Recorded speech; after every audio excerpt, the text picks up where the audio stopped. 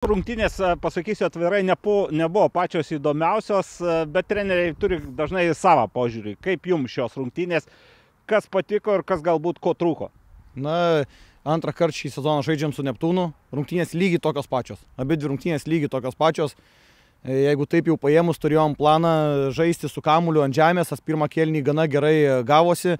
Turėjom žaidėjų persvarą vidury, ten iki tos trečios zonos vadinamos kamuolį nugabendavom, bet ten būdos aikštelė jau trūksta žaidėjų ir gana sunkiai sekėsi prieiti prie vartų. Tai iš vienos pusės kaip ir tenkina tas, kad tas kamuolio judėjimas buvo ir buvo gana neblogas, bet netenkino tai, kad tiesiog nebuvo smūgių į vartus, negrasinom važiavo vartam. O antras kėlinys tai nutrūko ir tos kamuolio kontrolės prasidėjo toksai jau, sakykime, jiems palankus futbolas, kada daug ilgų kamuolių, pirmieji antri kamuoliai, tai va ten pritrūko, ką buvom susitarę, bet, sakau, labiausiai turbūt nuvilia iš viso to šiandien vaizdelio, kad nesmūgiavom, berods į vartų plotą, nei kart neturėjom nei vieno kampinio, tai tas nėra gerai. Ir labai, sakau, primena pirmas rungtynės su jais.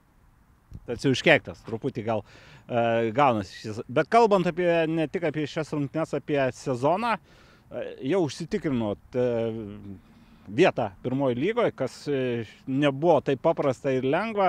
Kaip vertintumėte sezoną? Aš manau, kad šiais metais lyga buvo stipresnė negu pernai.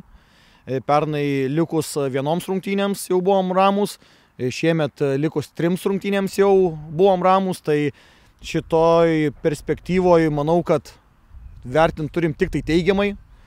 Plus tikrai integravosi daug jaunų žaidėjų, kas natūralu B komandoms. Turim dar vieną tikslą, užimti 10 vietą, pernai buvom 11, tai jo ir siekiam kol kas. Liko vienos rungtynės ir būtent dėl 10 vietos jos turės ir tą svarbą. Žinoma, Kauno Žalgiris vejasi mus, tarpusavio santykis su mumis jų yra geresnis, taip kad į tas rungtynės, aišku, žiūrėsim rimtai ir stengsimės paimti taškų.